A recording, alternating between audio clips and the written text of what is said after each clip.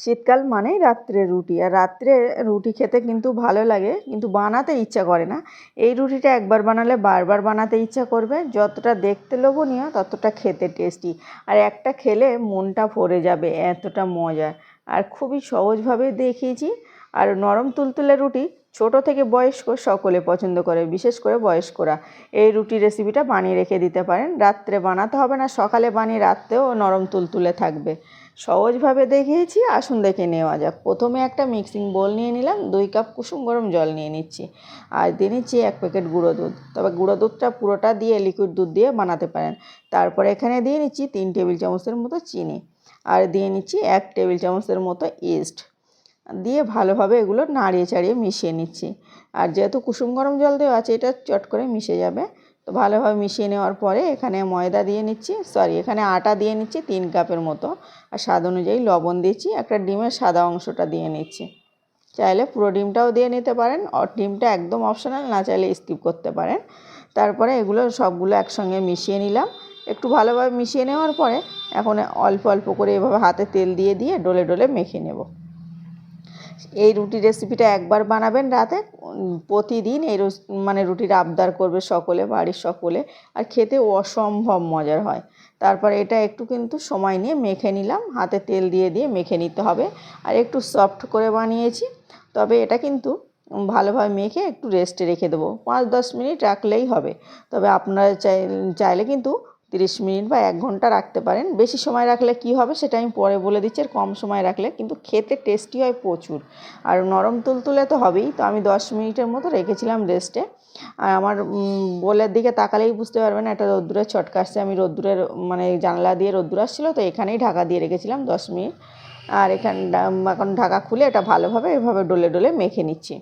অবশ্যই একটু ময়াম দিয়ে মেখে ডলে ডলে মেখে নিতে হবে। প্রথমের দিকে তো খুব বেশি মাখিনি, জাস্ট তেল দিয়ে মেখে রেখেছিলাম। এখন এভাবে হাওয়াটা বার করে নিতে হবে, আর বোর্ডের ওপরে তেল দিয়ে এভাবে ডলে নিচ্ছি। দেখুন, এটা মাখতে কোনো রকম অসুবিধা হবে না, যে ডো অনেকটা মাখতে অসুবিধা হচ্ছে, এতটা সফট এই ডোটা মাখতে, হাতের মুঠোয় যেদিকে ঘোরাবেন সেদিকে ঘুরে যাবে। এখন মাখার পরে ছোট ছোট করে আমি লেচি কেটে নিচ্ছি। আর এই রুটিটা এত মজার হয় যে যতবার বানাবেন ততবার সকলে প্রশংসা করবে, এর কোনো পূর্ণ হবে না এই রেসিপিটা। তারপরে আমি কিন্তু একটা ডো নিয়ে এভাবে গোল করে নিচ্ছি, একটু এভাবে গোল করে নিয়ে বোর্ডের উপরে দিয়ে আমি বেলে নেব। তবে এখানে চাইলে আটা দিয়ে বেলে নিতে পারেন। আর এখানে আমি যে আটাটা ব্যবহার করেছি হোটেল মিল আটা, আপনারা চাইলে ময়দা বা যে কোনো আটা দিয়ে বানিয়ে নিতে পারেন, কোনো সমস্যা নেই। ভালোভাবে একটু বেলে নিচ্ছি। আর এই রুটিটা একটু মোটা সাইজের করে বানাতে হবে। ওপর থেকে একটু ধনিয়া পাতা কুচি দিয়ে আবারও হালকা হাতে বেলে দিচ্ছি। এটা একদম অপশনাল, খেতে কিন্তু দারুণ লাগে। চাইলে রসুন কুচিয়ে নিতে পারেন, এর উপরে দিয়ে বেলে নিতে পারেন। এভাবে সবগুলো একটা একটা করে বেলে নেবো আর ছেঁকে নেবো। এদিকে একটা তাওয়া বসিয়ে দিয়েছি, আর এটাতে কোনো তেল ব্রাশ করিনি বা কিছুই না, জাস্ট এভাবে গরম করে নিয়েছি, নিয়ে এভাবে দিয়ে নিচ্ছি, দিয়ে এভাবে ঢাকা দিয়ে রেখে দেবো। ওই যে বলেছিলাম যে বেশি সময় রেস্টে রাখলে কি হবে, বেশি সময় রেস্টে রাখলে এটা ফুলকো হয়ে যাবে, অনেক বেশি ফুলবে।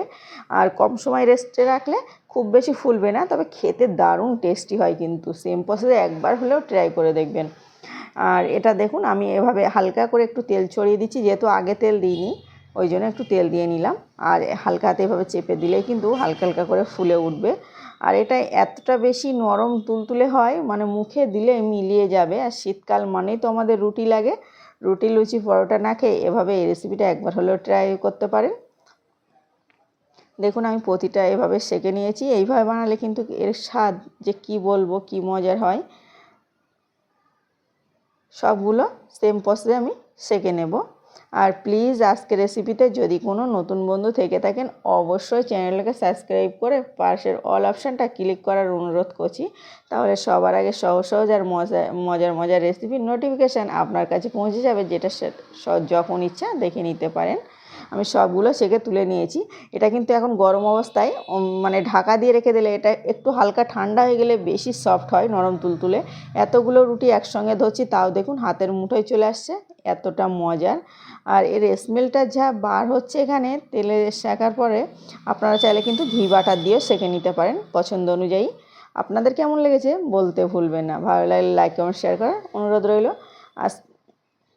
আবারও দেখা হচ্ছে অন্য কোনো ভিডিওয়। ততক্ষণে সকলে ভালো থাকবেন, সুস্থ থাকবেন। আর এর সঙ্গে কিন্তু চিকেন বা চানা মশলা অবশ্যই তৈরি করে রাখবেন। আমি একটু ছিঁড়েও দেখালাম যে কেমন হয়েছে।